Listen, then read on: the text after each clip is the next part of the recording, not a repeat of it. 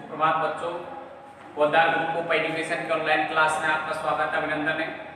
हम चर्चा कर रहे थे संघीय कार्यपालिका, राष्ट्रपति का निर्वाचन एवं शक्तियां, प्रधानमंत्री की स्थिति एवं कार्य, जिसमें हमने कल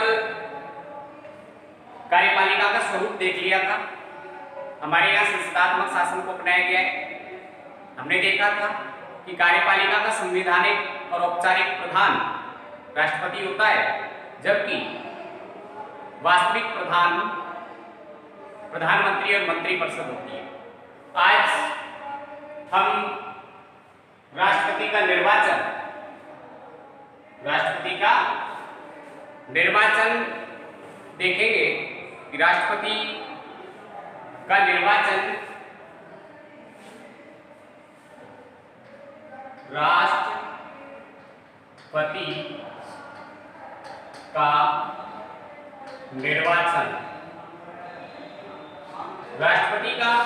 निर्वाचन संविधान के अनुच्छेद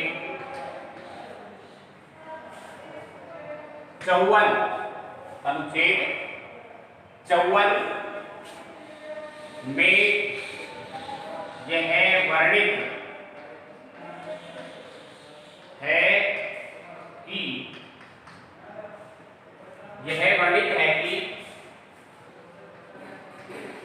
राष्ट्रपति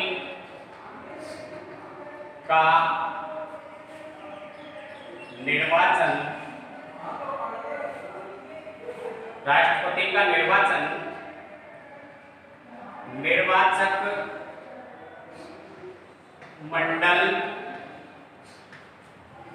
द्वारा होगा।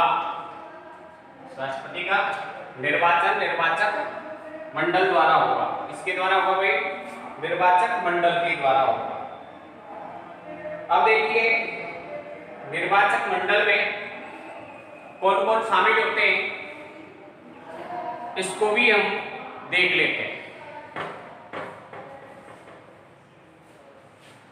निर्वाचक मंडल के द्वारा होगा तो राष्ट्रपति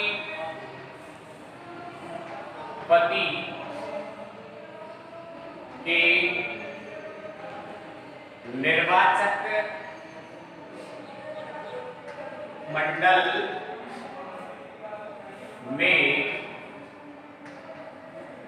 निम्न सदस्य शामिल होते हैं। नंबर 1, संसद के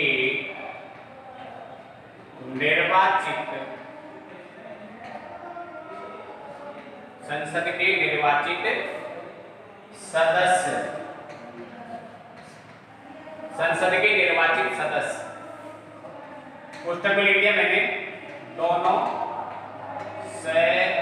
सदनों के निर्वाचित सदस्य, राष्ट्रपति के चुनाव में कौन भाग लेते हैं? संसद के निर्वाचित सदस्य, यानी दोनों सदनों के निर्वाचित सदस्य भाग लेते हैं। संसद के दोनों सदनों के निर्वाचित सदस्य। नंबर 2,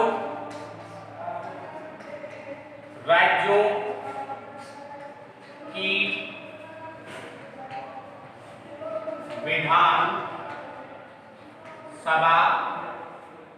की विधानसभा के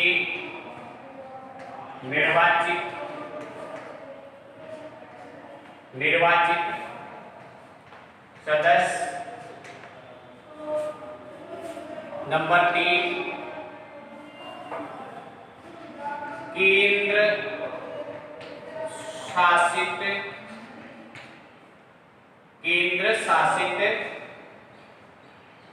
प्रदेशों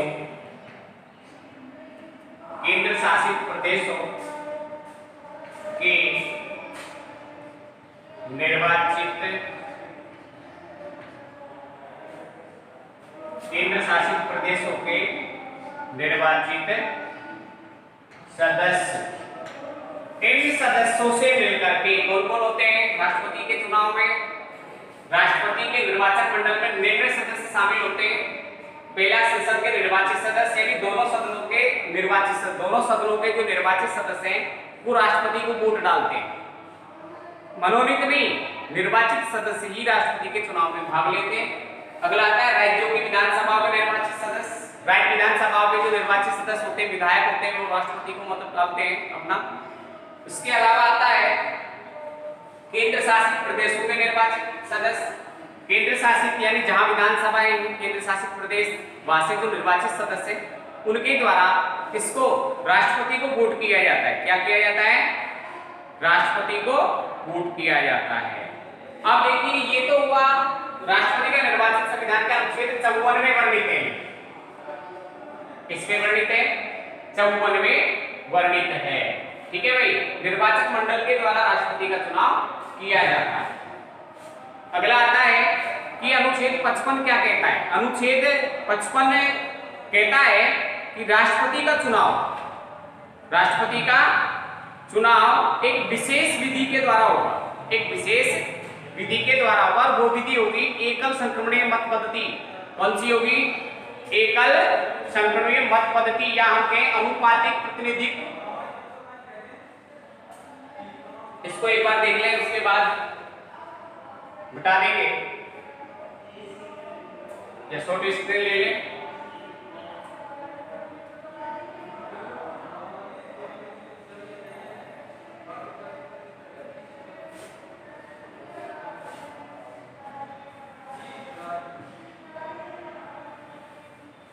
अब देखिए इस विधि से होता है राष्ट्रपति का निर्वाचन की विधि।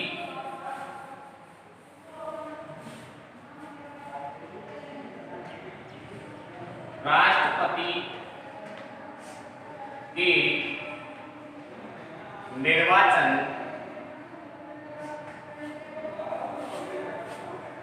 की विधि। देखो भाई, राष्ट्रपति के निर्वाचन की जो विधि है एक विशेष विधि से होता है। क्या होता है?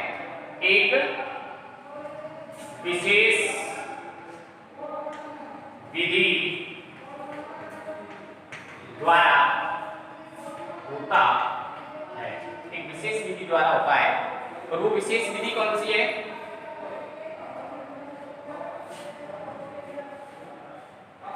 एकल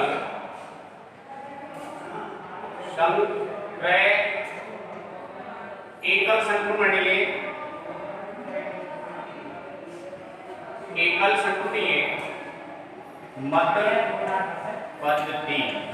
एकल संक्रमणीय मत पद्धति के द्वारा राष्ट्रपति का चुनाव होता है। इसके द्वारा एकल संक्रमणीय मत पद्धति के द्वारा राष्ट्रपति का चुनाव होता है। किसके द्वारा?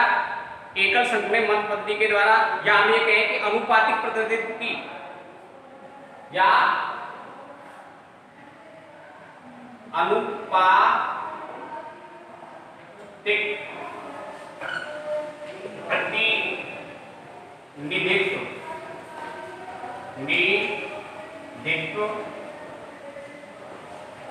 अनुपातिक प्रतिनिधित्व एकल संक्रमणीय मत पद्धति के द्वारा। ये एकल संक्रमणीय मत पद्धति एक विशेष प्रकार की विधि है जिसके द्वारा राष्ट्रपति का चुनाव होता है। किसके द्वारा होता है? अनुपातिक प्रतिनिधित्व। अनुपातिक प्रतिनिधित्व एकल संक्रमणीय मत पद्धति। ये एक आप इसको याद रख लीजिए, एकल संक्रमणीय मत पद्धति कई बार बोर्ड एग्जाम में पूछा जाता है कि राष्ट्रपति के चुनाव में किस विधि का प्रयोग किया जाता है। तो आप बताओगे कि एक विशेष विधि द्वारा होता है इसका, और वो विधि कौन सी है? एकल संक्रमणीय मत पद्धति। कौन सी विधि है? एकल संक्रमणीय मत पद्धति या अनुपातिक प्रतिनिधित्व एकल संक्रमणीय मत पद्धति के द्वारा राष्ट्रपति का चुनाव होता है। इसको याद रख लीजिए आपको, एकल संक्रमणीय मत पद्धति। यदि आपसे कोई पूछे कि राष्ट्रपति के चुनाव में किस विधि का उपयोग किया जाता है, तो आप क्या बताओगे? एकल संक्रमणीय मत पद्धति के द्वारा राष्ट्रपति का चुनाव होता है। ठीक है, ये किस अनुच्छेद में, इसको भी ध्यान रखें,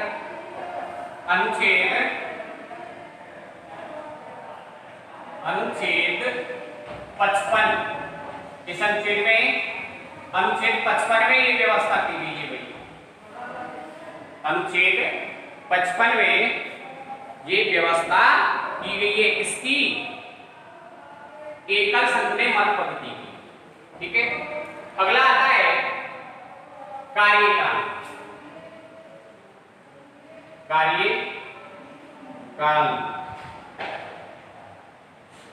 कार्यकाल वैसे तो 5 वर्ष का होता है। कितने वर्ष का?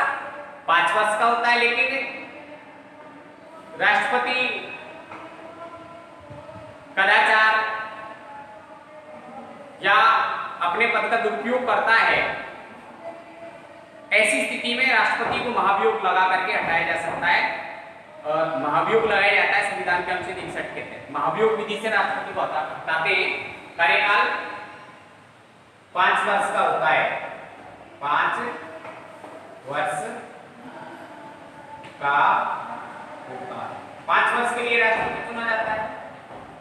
एक व्यक्ति है, वो कितनी बार राष्ट्रपति का चुनाव लड़ सकता है? जैसे हमारे यहाँ हमें उदाहरण देखने को मिलता है, डॉक्टर राजेंद्र प्रसाद 2 बार क्या रहे हैं?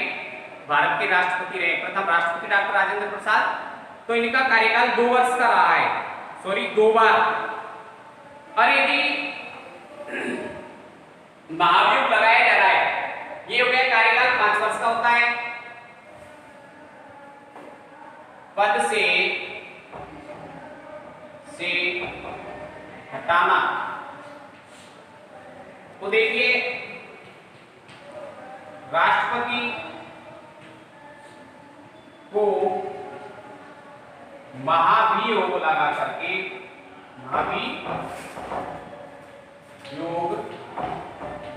लगा कर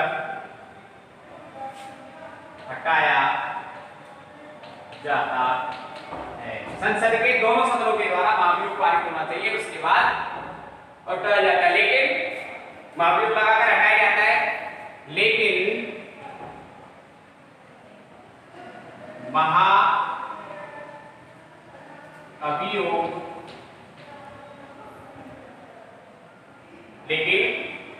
महाभियोग की सूचना 14 दिन पूर्व देनी होगी। 14 दिन पूर्व देनी होगी।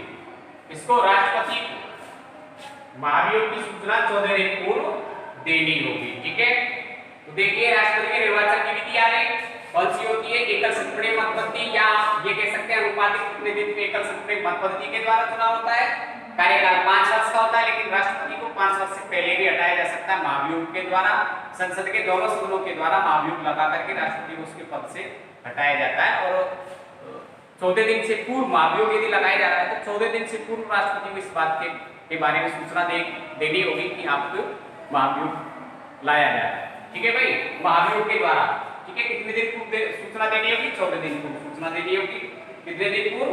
14 दिन पूर्व इसकी सूचना देनी होगी महाभियोग की। ठीक है, यदि दोनों सदनों में क्योंकि बहुमत से पास हो जाता है तो उसी दिन से राष्ट्रपति का पद खाली मान लिया जाता है। ठीक है भाई, तो राष्ट्रपति को किस विधि से हटाएंगे? महाभियोग के द्वारा हटाएंगे, वो भी 2/3 बहुमत से यदि पास हो जाता है। अब देखिए राष्ट्रपति निर्वाचित होने की योग्यताएं, इसको देख लें आप, उसके बाद इसको बता दूंगा।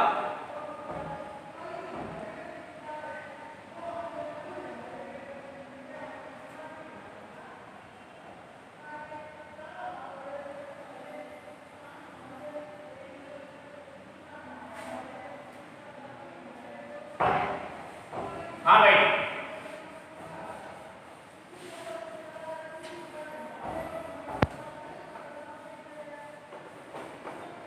अब आता है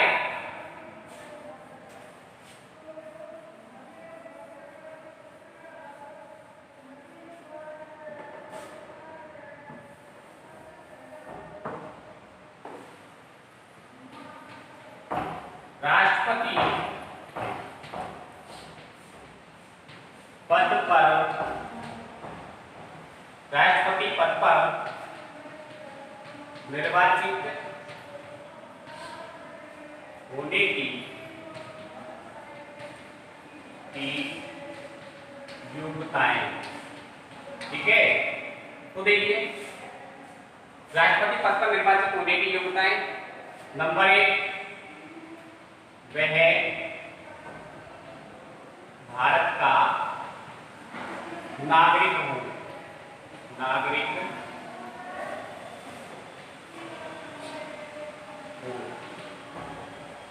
नंबर 2, उसकी आयु 35 वर्ष से कम न हो। 35 वर्ष से कम न हो। नंबर 3, वह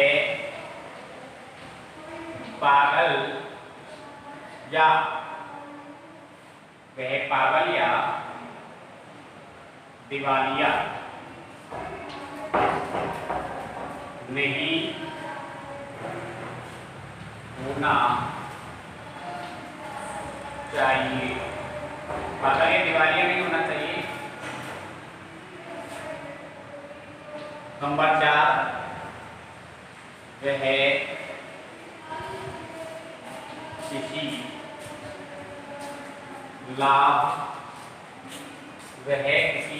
लाभ के पद पर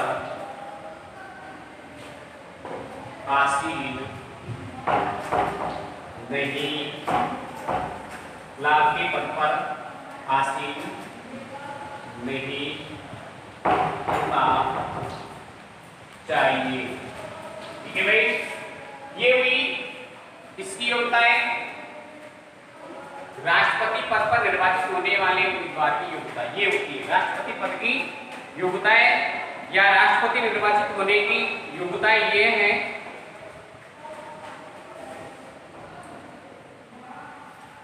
कौन-कौन-सी? वे क्या होना चाहिए? वे भारत का नागरिक हो, उसकी आयु 35 वर्ष से कम ना हो, वे पागल दिवालिया नहीं होना चाहिए, वे किसी लाभ के पद पर आसीन नहीं होना चाहिए। ये हुई राष्ट्रपति पद पर निर्वाचित होने की योग्यताएं। ठीक है भाई, योग्यताएं हो गई। ये जो व्यक्ति ये योग्यता धारण करता है। अब देखो, गैर गंभीर व्यक्ति को रोकने के लिए, निर्वाचन से गैर गंभीर व्यक्ति को रोकने के लिए क्या उपाय किए गए? कम से कम गैर गंभीर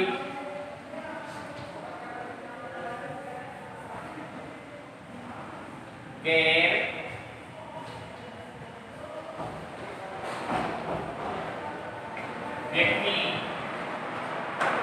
को निर्वाचन से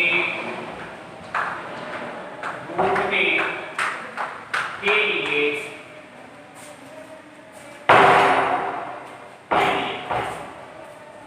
उपाय। देखिए,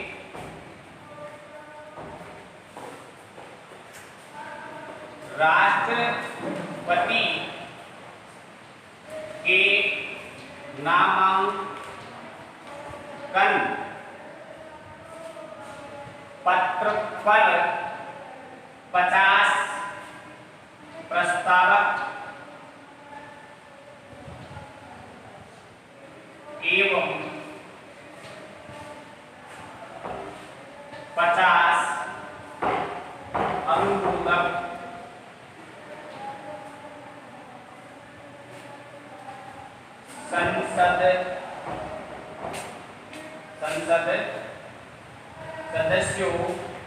संसद सदस्यों में से होने चाहिए। ठीक है, अब देखिए गैर गंभीर व्यक्ति को निर्वाचन से रोकने के लिए क्या उपाय है? तो उपाय है कि राष्ट्रपति के नामांकन पत्र पर 50 प्रस्तावक और 50 अनुमोदक होने चाहिए। ऐसा व्यक्ति ही नामांकन भरते समय संसद सदस्य या फिर राज्यसभा सदस्य या कई राज्य विधानसभाओं के निर्वाचित सदस्य कम से कम 50 अनुमोदक और 50 प्रस्तावक होने चाहिए, तभी उसका नामांकन उस व्यक्ति का वैध माना जाएगा। क्या माना जाएगा?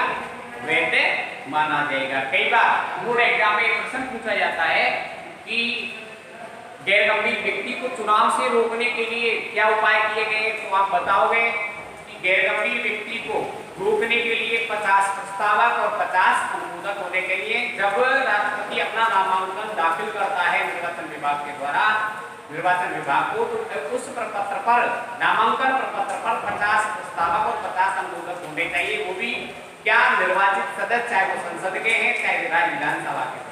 ठीक है, तो ऐसा व्यक्ति गैर गंभीर व्यक्ति है, उसको चुनाव लड़ने से रोका जा सकता है। ये गैर गंभीर व्यक्तियों को चुनाव लड़ने से रोकने के उपाय हैं। ठीक है भाई। अगला जो आता है वो आता है राष्ट्रपति के निर्वाचन की प्रक्रिया।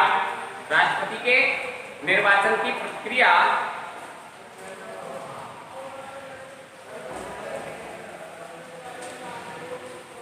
अब हमारे यहां देखें, एक बार आप इसको देख लें, उसके बाद इसका छोटे से ले लें। अब देखिए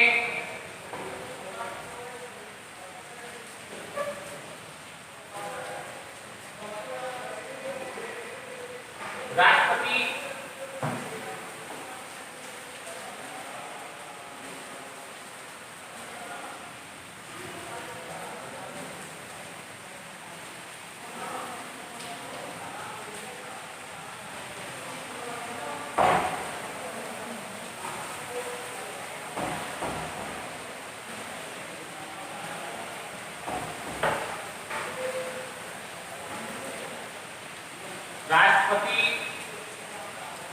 के निर्वाचन की प्रक्रिया, राष्ट्रपति के निर्वाचन की प्रक्रिया। अब देखिए निर्वाचन की क्या प्रक्रिया है भाई। मतमूल्य है इस तरीके से निकाला जाएगा।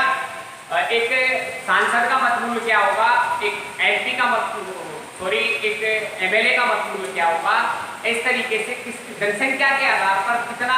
अब देखिए जिस तरीके से एक एमपी है वो लगभग 10 लाख जनसंख्या का प्रतिनिधित्व करता है, इसी तरीके से एक एमएलए 5 लाख जनसंख्या का प्रतिनिधित्व करता है।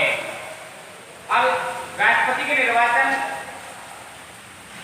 में निर्वाचन मंडल में दो बातों पर विशेष बल दिया जाता है। प्रथम, निर्वाचन मंडल में जनसंख्या का निकटतम संभव समान प्रतिनिधित्व हो। द्वितीय, समस्त विधानसभा सदस्यों द्वारा देय मतों में समानता रहे। उक्त उद्देश्यों की प्राप्ति हेतु निर्वाचन मंडल के प्रत्येक सदस्य की मत संख्या निश्चित करने के लिए विशेष पद्धति अपनाई गई है। और वो पद्धति कौन सी है? एकल संक्रमित मत पद्धति, या समानुपातिक अनुपातिक या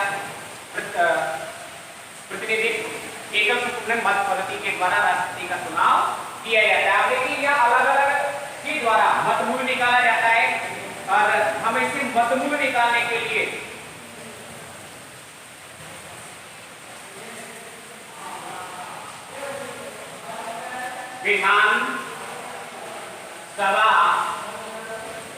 विधानसभा सदस्य का मत मूल्य, विधानसभा सदस्य का मत मूल्य निम्न सूत्र से ज्ञात करेंगे।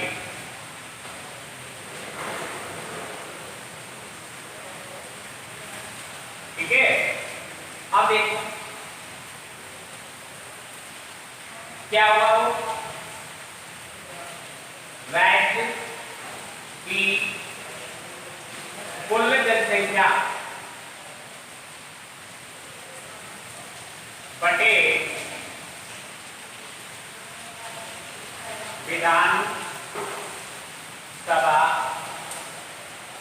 सदस्यों विधानसभा सदस्यों की संख्या भागित 1000। इस सूत्र के द्वारा एमएलए का मतमूल निकाल लिया जाएगा। क्या निकाल लिया जाएगा? एमएलए का मतमूल। और वो सूत्र क्या होगा? राज्य की कुल जनसंख्या बटे राज्य विधानमंडल के निर्वाचित सदस्य भागित 1000। ठीक है, तो देखिए हमारे राजस्थान की यदि निकालेंगे तो राजस्थान की विधानसभा सदस्य हैं 2011 के अनुसार। 2011 के अनुसार राजस्थान की जनसंख्या देखिए जनसंख्या क्या थी? 68, 54, 84, 37 की राजस्थान की जनसंख्या 68, 54, 84, 37 और विधानसभा सदस्य कितने थे? 200 भाग 1000। इस तरीके से हम निकाल लेंगे। ठीक है, इस तरीके से वो आएगा जहां हम देखेंगे कि यदि 500 से अधिक बच्चे हैं, 500 से अधिक है तो क्या कर लेंगे? एक जोड़ देंगे। 500 से अधिक है तो क्या करेंगे? एक जोड़ देंगे। ठीक है, तो इस तरीके से आप देखते रहिए हमारे प्रोग्राम एजुकेशन के यूट्यूब चैनल को। धन्यवाद।